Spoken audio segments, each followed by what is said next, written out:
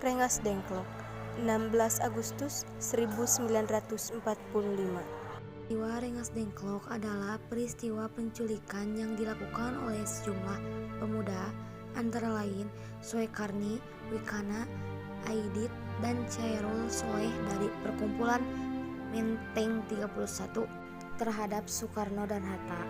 Peristiwa ini terjadi pada tanggal 16 Agustus 1945 pukul 3. Soekarno dan Hatta dibawa ke Rengas Dengklok, Karawang, didesak agar mempercepat proklamasi kemerdekaan Republik Indonesia.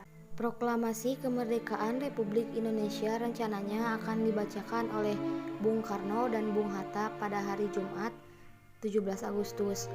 Ada dua lokasi untuk pembacaan teks proklamasi, yaitu Lapangan Ikada yang sekarang telah menjadi Lapangan Monas atau Rumah Bung Karno di Jalan Pegangsaan Timur nomor 56.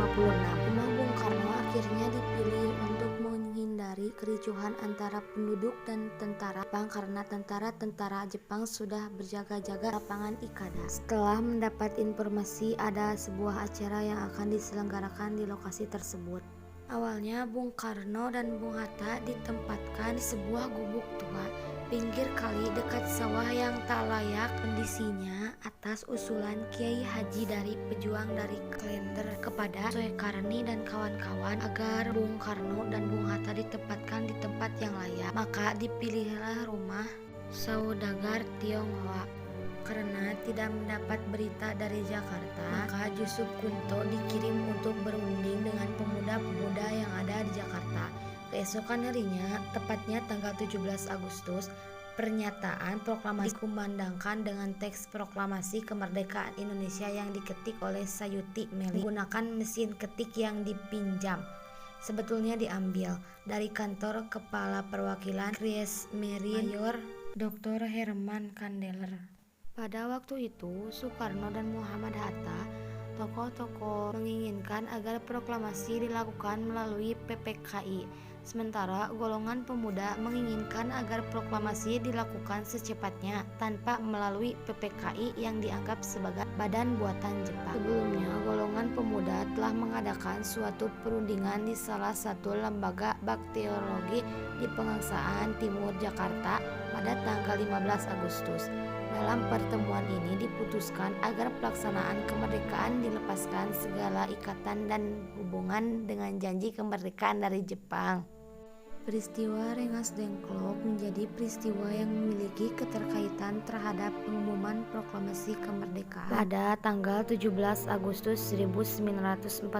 Kala itu Indonesia sedang dijajah oleh Jepang karena ambisi Jepang yang ingin membangun Imperium Asia Timur Raya pada masa Perang Dunia Kedua. Dari peristiwa tersebut, Jepang mengalami kekalahan yang ternyata memberikan dampak besar pada Indonesia. Golongan tua dan golongan muda memiliki perbedaan pendapat terkait kapan waktu yang tepat untuk mengumumkan proklamasi kemerdekaan Republik Indonesia. Pemerintahan Jepang yang dengan tegas melarang penduduk Indonesia untuk mendengarkan radio luar negeri menjadi salah satu penyebab terhambatnya pengumuman proklamasi. Sultan Syahrir yang mendengar berita kekalahan Jepang melalui radio gelap pun lantas mendesak Soekarno-Hatta untuk segera melakukan proklamasi kemerdekaan Indonesia. Namun, Soekarno-Hatta menginginkan agar proklamasi dilakukan melalui PPKI, Badan Buatan Jepang. Golongan tua, tokoh-tokoh yang sering disebut sebagai golongan tua adalah Soekarno dan Muhammad Hatta. Para anggota dan pengurus BPU PKI dan PPKI. Golongan muda Soekarni, Chairul Soleh, Yusuf Kunto, Dr. Muwardi Sodanco, Singgih Wikana, Sayuti Melik, Sudiro, BM Diah, Johar, Nur Kusnandar, Subadio, Subianto, Margono, Adam Malik, Armansyah. Kronologi: pada tanggal 15 Agustus, golongan muda mengadakan rapat di Pegangsaan Timur, Jakarta terkait kapan pengumuman proklamasi kemerdekaan Indonesia sebaiknya dilakukan. Malamnya, para golongan muda mengutus Wikana dan Darwis untuk menemui Soekarno dan Hatta. Mereka menuntut agar proklamasi kemerdekaan dilakukan pada tanggal 16 Agustus 1945.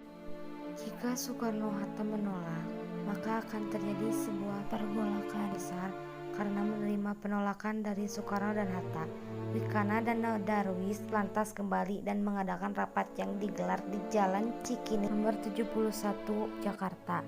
Rapat tersebut dihadiri oleh para tokoh golongan muda lainnya.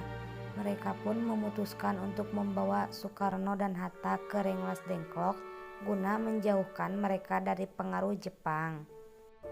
Hasilnya, setelah Soekarno dan Hatta diculik ke Rengas Dengklok, Soekarno di hadapan Soedanjo Singgi memutuskan untuk bersedia mengadakan proklamasi setelah ia kembali ke Jakarta. Golongan tua dan golongan muda pun menyepakati keputusan bahwa proklamasi kemerdekaan harus dilakukan di Jakarta oleh Soekarno. Esok harinya, Ahmad Subarjo rela menaruhkan nyawanya dengan menjemput Soekarno dan Hatta untuk kembali ke Jakarta dan menjamin proklamasi kemerdekaan diselenggarakan. Hasil setelah terjadinya peristiwa Rengas Dengklok adalah proklamasi kemerdekaan akan diumumkan pada tanggal 17 Agustus 1945 selambat-lambatnya pukul 12 waktu Indonesia Barat.